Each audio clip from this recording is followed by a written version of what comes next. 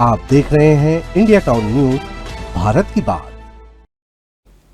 नमस्कार, स्वागत है आपका हमारे खास बुलेटिन खबरें राजनांदगांव में और मैं हूं आपके साथ निशा। चलिए बुलेटिन की शुरुआत से पहले एक नजर आज की हेडलाइंस पर।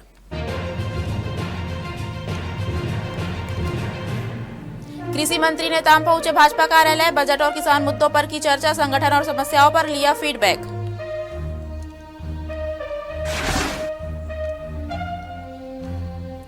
सड़क सुरक्षा माह का समापन, यातायात पुलिस का विशेष अभियान, उप पुलिस अधीक्षक रहे मुख्य अतिथि।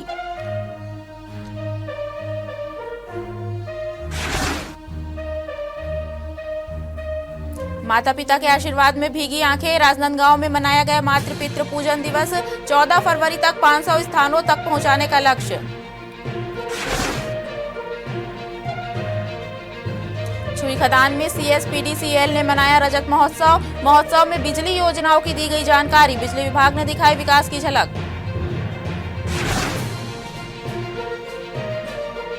मेधावी छात्रों के लिए स्मृति पुरस्कार, अंबेडकर फूले पुरस्कार से मिलेगा सम्मान, महापौर ने छात्रों को पुरस्कृत करने की घोषणा।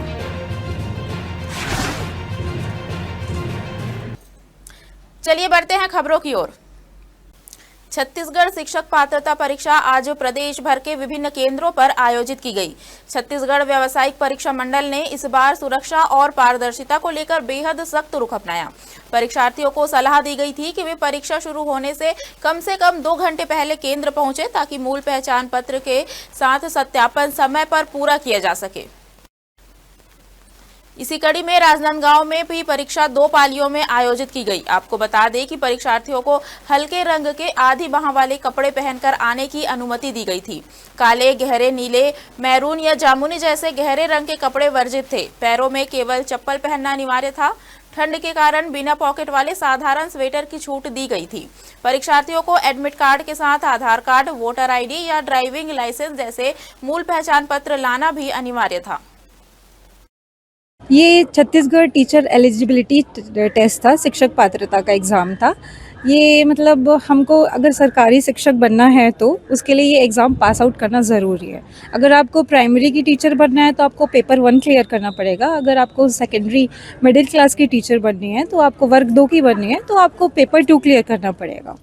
और एग्ज़ाम बहुत अच्छा था, पेपर बहुत अच्छा था। अगर आप थोड़ा लेंदी था, मतलब थोड़ा बड़ा था। अगर आपकी रीडिंग अच्छी है, आप अच्छे से पढ़ सकते हैं, फास्ट है आपकी रीडिंग, तो आप टाइम मैनेजमेंट करके पूरे आंसर सॉल्व कर सकते हैं। बहुत सारे बच्चे ऐसे जो थोड़ा स्लो रीड कर रहे थे क्वेश्चंस, तो उन्होंने लास्ट में मतलब इसमें नेगेटिव मार्किंग नहीं है ना, तो वो उन्होंने सीधा आंसर्स डायरेक्ट फिल कर दिए बिना रीड करे। ऐसा भी हुआ है, बहुत सारे सब बात कर रहे थे लास्ट में निकलने के बाद। मैम, जो परीक्षा आयोजित हो रही है उस संबंध में बताइए। हाँ, आज टेट 2024 परीक्षा आयोजित है, टीचर एलिजिबिलिटी टेस्ट। ये परीक्षा 2 पालियों में आयोजित है। प्रथम पाली में सुबह 9:30 से 12:15 बजे तक और द्वितीय पाली में 3 बजे से 5:45 बजे तक। और इसमें हमारे यहाँ विद्यार्थी 420 की दिग्विजय महाविद्यालय में सीटिंग थी, जिसमें से 362 उपस्थित रहे। जिले में कितने परीक्षा केंद्र? जिले में 45 परीक्षा केंद्र हैं। मॉर्निंग शिफ्ट में 25 हैं और इवनिंग शिफ्ट में 45। छत्तीसगढ़ शासन के कृषि मंत्री रामविचार नेताम आज जिला भाजपा कार्यालय राजनांदगांव पहुंचे, जहां उन्होंने भाजपा के वरिष्ठ नेताओं और कार्यकर्ताओं के साथ पेश किए गए बजट को लेकर विस्तार से चर्चा की। बैठक में कृषि मंत्री ने कृषि से क्षेत्र से जुड़े मुद्दों, किसानों की समस्याओं और सरकार की योजनाओं पर विचार विमर्श किया। उन्होंने कहा कि प्रदेश सरकार का उद्देश्य किसानों को आत्मनिर्भर बनाना है और इसी को ध्यान में रखते हुए बजट में कृषि क्षेत्र को प्राथमिकता दी जा रही है। मंत्री ने कार्यकर्ताओं से क्षेत्रीय किसानों की वास्तविक स्थिति की जानकारी भी ली। इसके साथ ही बैठक में संगठनात्मक विषयों और वर्तमान राजनीतिक परिस्थितियों पर भी चर्चा हुई। नेताओं ने संगठन को मजबूत करने और आगामी कार्यक्रमों की रूपरेखा पर सुझाव प्रस्तुत किए। कार्यक्रम में जिला भाजपा अध्यक्ष सहित कई वरिष्ठ पदाधिकारी, जनप्रतिनिधि और कार्यकर्ता उपस्थित रहे। सभी ने मंत्री का स्वागत किया और क्षेत्र की समस्याओं से अवगत कराया।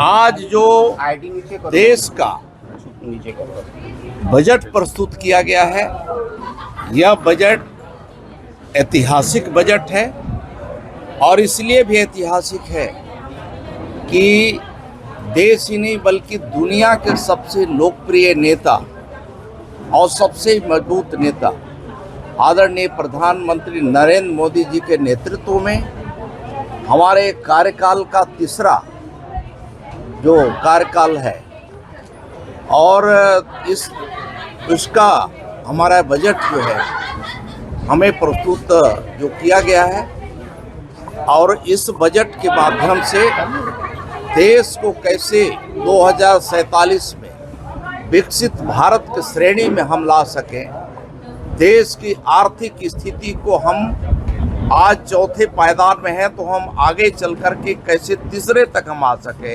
बजट जो है वो देश की अर्थव्यवस्था का एक आईना होता है और जैसा कि देश के प्रधानमंत्री नरेंद्र मोदी जी ने 2047 तक विकसित भारत की एक कल्पना को लेकर के कार्य प्रारंभ किया है, उसकी एक नींव और उसकी झलक आज इस बजट में दिखाई देती है। जब समाज के हर वर्ग को संतुलित रूप से इस बजट में संतुलित रूप से उनके विकास के बारे में विचार किया गया है।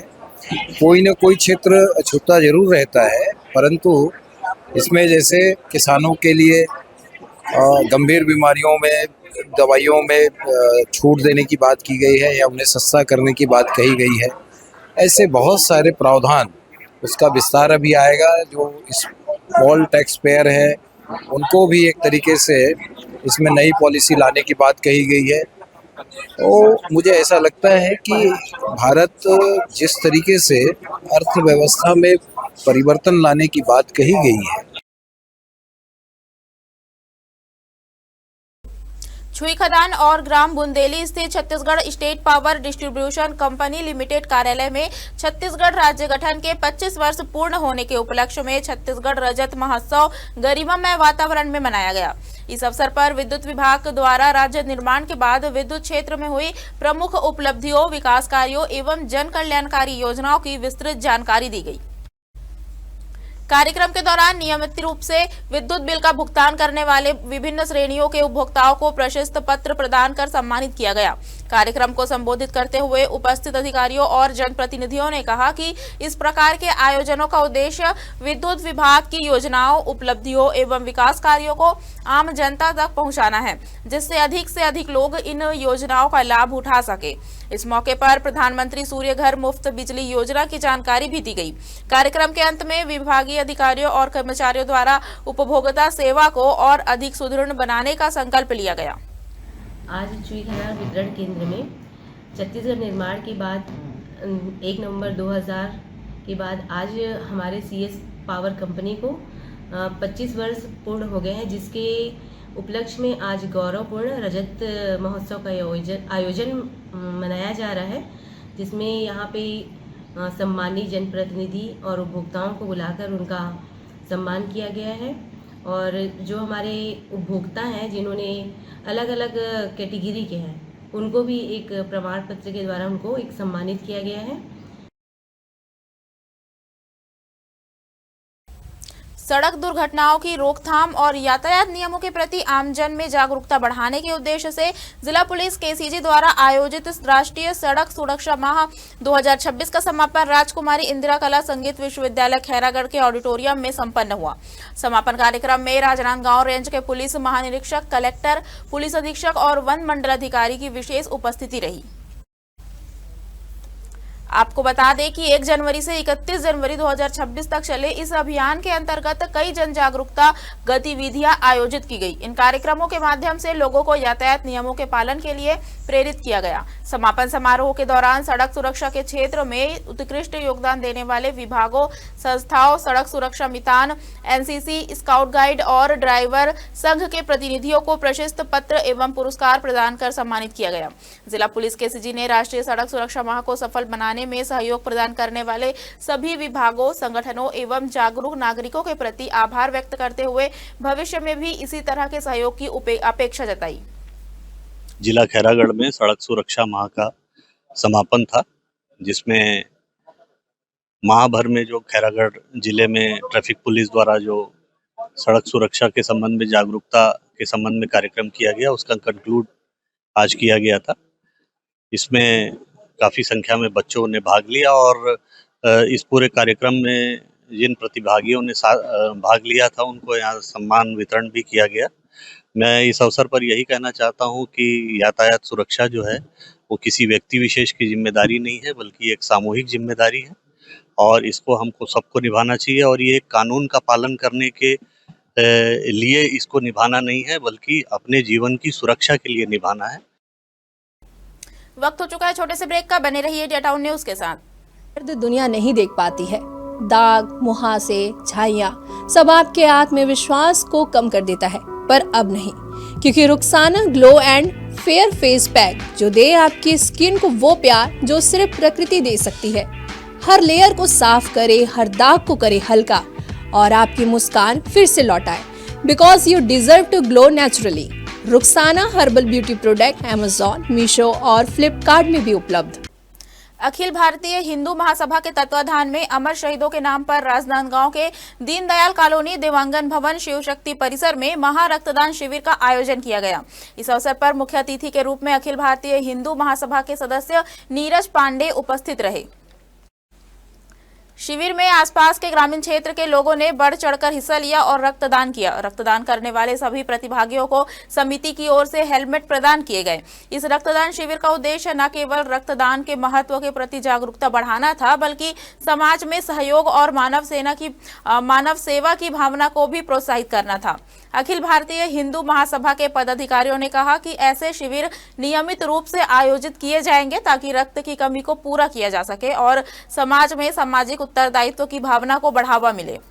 आज हमारे अखिल भारतीय हिंदू महासभा भारत के तत्वाधान में आज अमर शहीदों के नाम रक्तदान का शिविर लगा हुआ था, जो कि हमारा चिखली दीनदयाल में शिव शक्ति मंदिर परिसर में हमने इस कार्यक्रम का आयोजन किया, जिसमें मुख्य अतिथि के रूप में हमारे अखिल भारतीय हिंदू महासभा के नीरज पांडे जी उपस्थित हुए और भी हमारे यहाँ पे काफ़ी सारे कार्यकारिणी सदस्य ने मिलकर बहुत ही आसपास के ग्रामीण क्षेत्रों से भी लोगों को बुलाया, जिससे कि हमारा रक्तदान शिविर के हमारा जो टारगेट था 101 का, उसके हम बहुत करीब पहुंच गए, 80 की जनसंख्या पार किया। क्योंकि रक्तदान महादान आप सब जानते हैं कि हम जो रक्त देते हैं उससे किसी न किसी का जीवन उज्जवल होता है, जीवन बचाते हैं।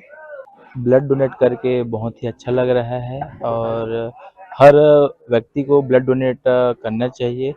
ब्लड डोनेट करने के बहुत सारे फायदे हैं, जिसमें आपके जो शरीर में ब्लड जो है रुक जाता है बनना, वो ब्लड डोनेट करने से आपके शरीर में प्रवाहित रक्त और ब्लड बनते रहता है। और एक बेहतरीन तरीका हो सकता है कि आपका जो रक्त है किसी और के शरीर में दौड़ाने का बहुत ही बेहतरीन तरीका हो सकता है, इसलिए प्रत्येक व्यक्ति को ब्लड डोनेशन करना चाहिए। योग वेदांत सेवा समिति एवं पूज्य सिंधी पंचायत हेमू कालानी नगर के तत्वाधान में राजनांदगांव के लालबाग स्थित सिंधु भवन में मातृ पितृ पूजन कार्यक्रम आयोजित किया गया। इस दौरान माता पिता को ऊंचे आसन पर बिठाकर बच्चों ने फूल मालाएं पहनाई, तिलक किया और हाथों में पूजा की थाली लेकर उनका सम्मान किया। कार्यक्रम में उपस्थित मन्नूमल मोटलानी ने कहा कि मातृ पितृ पूजन जैसे कार्यक्रम बच्चों को सही मार्ग पर ले जाते हैं, जिससे उनका भविष्य उज्जवल होता है। वहीं बाल संस्कार विभाग एवं युवा सेवा संघ के प्रमुख संजय साहू ने बताया कि राजनांदगांव जोन में अब तक 280 से अधिक स्थानों पर मातृ पितृ पूजन कार्यक्रम सफलतापूर्वक संपन्न हो चुके हैं और 14 फरवरी तक इसे 500 स्थानों तक पहुंचाने का लक्ष्य है। कार्यक्रम में रमेश भोजवानी, हरीश कटरिया और ममता बजाज सहित अन्य लोगों का विशेष सहयोग रहा।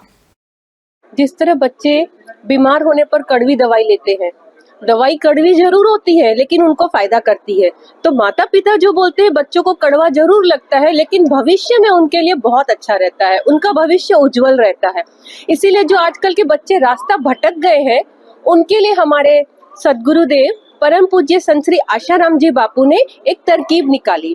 उन्होंने क्या किया, बच्चे जो भटक रहे उनको इस राह पे मोड़ने के लिए मातृ पितृ पूजन दिवस का प्रारंभ किया। 100% आएगा इससे, लेकिन बच्चों की कमजोरी कम, हमारी अपनी गलती ज्यादा महसूस हो रही है। मैंने पहले भी बोला है और अब जहाँ भी बोलता हूँ कि हम सुधरेंगे तो जग सुधरेगा।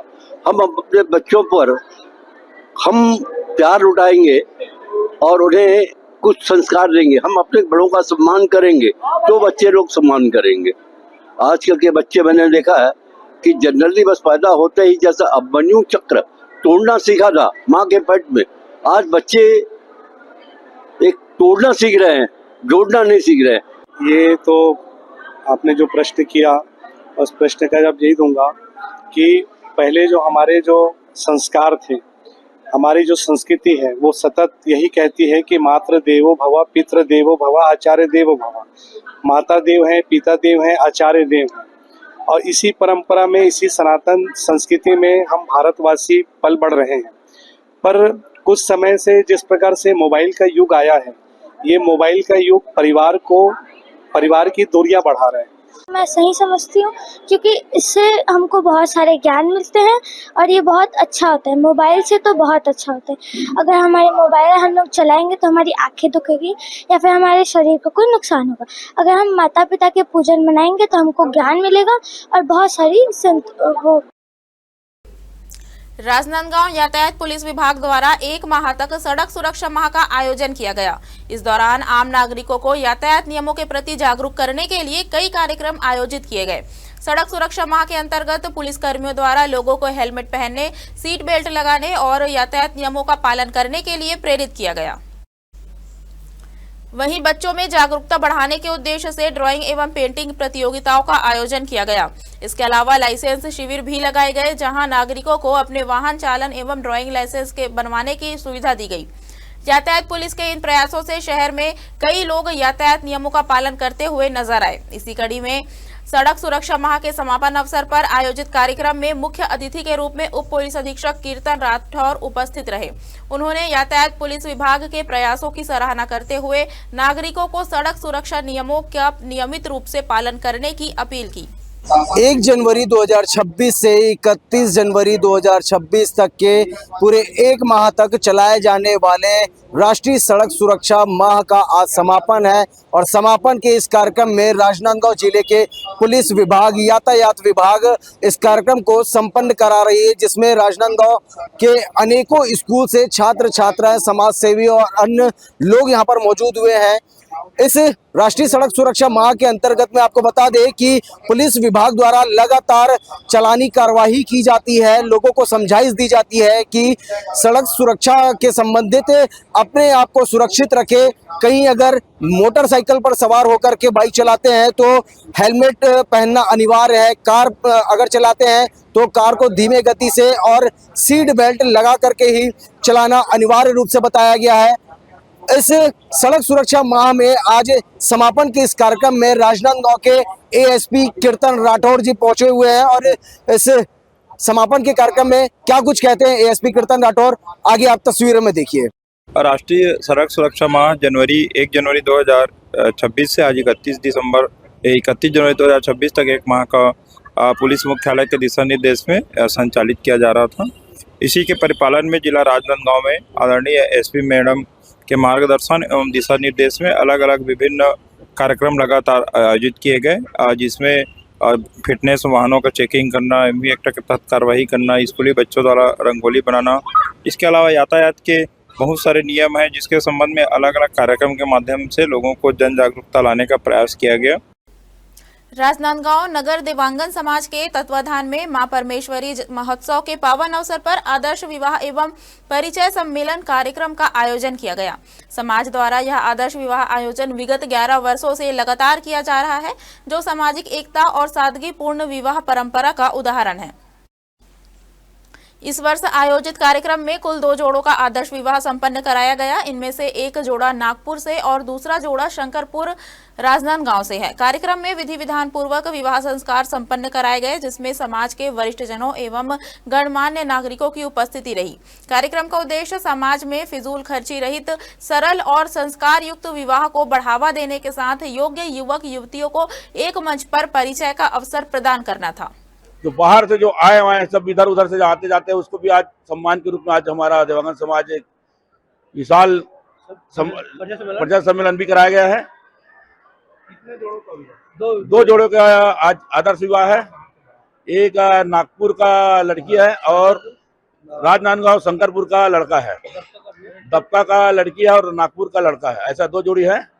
हम तो वैसे नागपुर से आए हैं, पार्टी नागपुर से। ये समाज में वैसे शादी कर रहे हैं तो, और लड़की वैसे डबका से है। और क्या समाज के द्वारा सामूहिक विवाह कराया जा रहा है, समाज के बारे में आप क्या कहना चाहेंगे? समाज में कर रहे हैं तो अच्छी बात है। और क्या, राजनांदगांव जिले के मेधावी छात्रों को प्रोत्साहित करने के लिए महापौर मधुसूदन यादव और वरिष्ठ अध्यापक एवं सामाजिक कार्यकर्ता संतोष कुमार भालाधरे ने एक महत्वपूर्ण घोषणा की है। इसके तहत 10वीं और 12वीं बोर्ड परीक्षा में जिले में प्रथम स्थान प्राप्त करने वाले विद्यार्थियों को डॉक्टर बाबा साहेब अम्बेडकर और सावित्रीबाई फुले की स्मृति में विशेष पुरस्कार प्रदान किया जाएगा।